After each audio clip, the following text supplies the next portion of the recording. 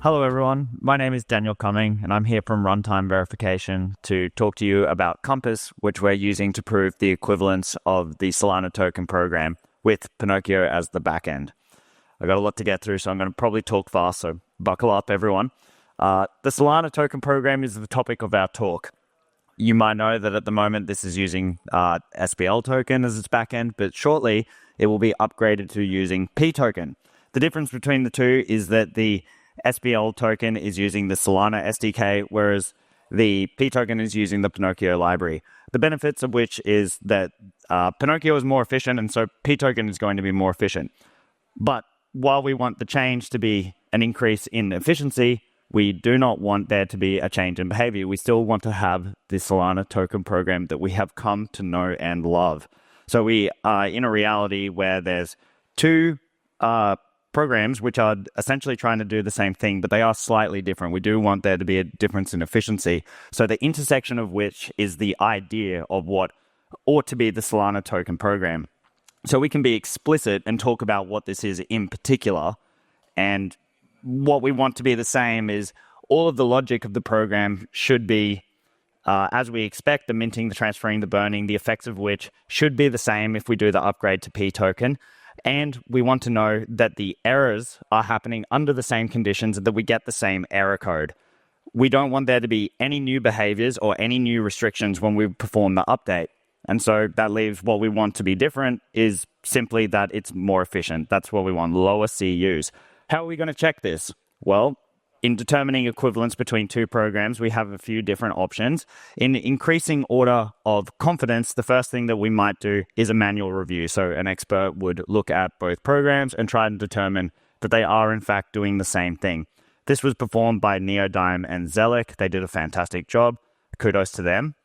And we would still want more confidence that the programs are going to behave the same way. So we might do differential testing. This is where we have a test suite. We run both programs through the same test suite and we check, do we get the same results for those inputs?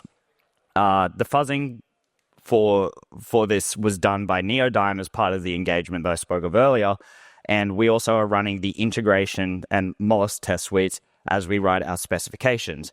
We're writing specifications because the next highest confidence, I guess, that we can get is formal verification that the two programs are equivalent.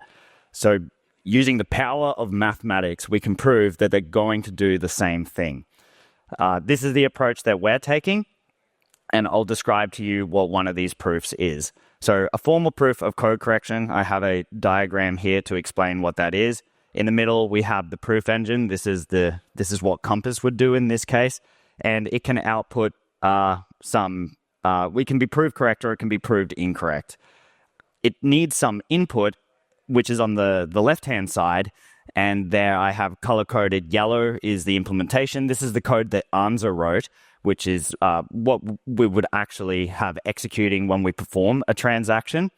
And the specification is split into a precondition and a postcondition. The precondition is what is the generalized valid initial state that must hold in order for us to call the implementation. And the postcondition is the guarantee of what must hold if we do call that implementation and we satisfy the precondition. So this is where we know what the effects ought to be of the program, and we check that did in fact, or that will in fact happen for all inputs.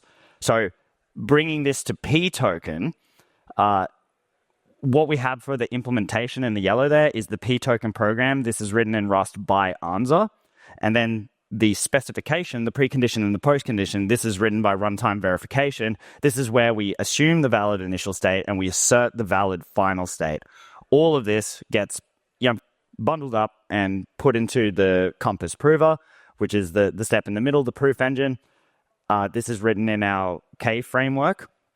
And from there, we can prove that the implementation is satisfying the specification, in which case we're happy, we can go party. If it fails, we might cry. We'll find out. But we're going to do the partying. It's going to work. That's not enough, though. We also need to do this for SPL-Token. So we need to do the same proof again. Now the implementation, the yellow box there, has changed to have SPL-Token program.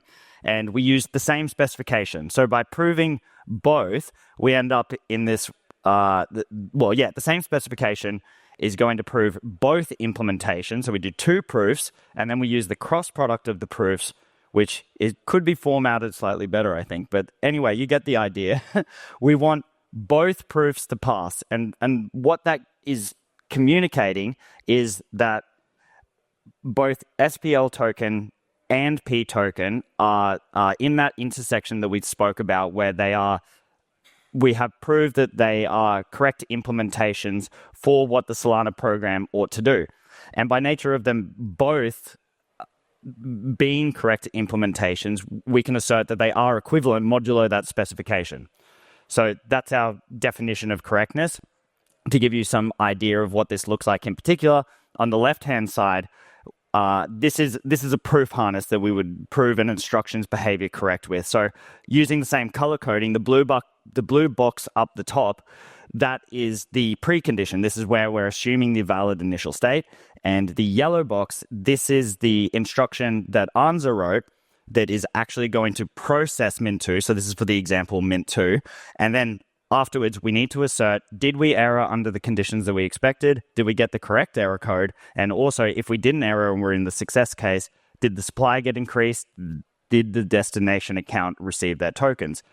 On the right-hand side is a graphical representation of what this proof sort of looks like. Of course, it ends up actually being in some machine language, but we can think of it as it's an exploration of all possible states. To give a little bit more insight into what's going on, the harness on the left-hand side, what we're doing in particular is we're setting up the inputs of the particular instruction symbolically. So mint2 takes some account infos and some instruction data. When you're performing a test, you will instantiate these with concrete values, and you will run that test and you will get some information about those specific values that you tested. We want to represent these values symbolically so we can express all paths and have a higher degree of confidence. That's why in the Pinocchio account there, we have question mark borrow for the borrow state. Is it a signer? Is it writable? Is it executable? We need to think of the same idea of the cross product. What are all the options together? Same thing for the input data. We want to look at all of the bytes symbolically. From there, we also know that in order to mint, we need a mint, and we need a destination account to receive the tokens. We also represent these, the mint and the destination account symbolically. So the authority for the mint, the supply, the decimals, whether or not it's initialized, the freeze authority, all of these are represented symbolically. Once we've established our initial symbolic state, we can start traversing a graph and looking at all of the potential. So one thing that we might start with is it true or is it false that the token mint is initialized or uninitialized? We need to look at both branches, and so straight away we have a branching condition. And then the next thing we might look at is the destination account within the range of less than or equal to. And so this is saying the only valid states that we would expect is initialized, uninitialized, or frozen. But we also need to consider that we're in an invalid state. And so you can see that if you do this for everything that might change, you get a massive tree of everything that could possibly happen. Once you go down to the end along your branches, we want to be able to look at the path condition and decide what ought on this branch the result be for this to be a correct implementation of the Solana token program. And so this is where we assert, are we getting the error code that we expect, or are we getting the state update that we expect? All of that needs to be done for each instruction, and also sometimes the instructions behave differently under different conditions. And so it's a repeated process that needs to be done across 27 instruction proofs and 20 multi-sig proofs. But then we multiply that by 2 because we got P-Token and SPL-Token. So there ends up being quite a lot of proofs that need to be done. And in order to do them, we need to write out a sound semantics of Rust so that the Kompass prover is able to do these proofs. So this was a lot of work. And originally, for the first cut, these proofs were running on the order of over 5 hours each. So this is not a great feedback time to get for anything in engineering. We've reduced that down to about 10 to 20 minutes a run for most of these proofs. And we expect that we're going to get them more efficient shortly. That's everything that I have for you today. I thought I'd give you a flavor of what these proofs are doing. Thank you very much for your time.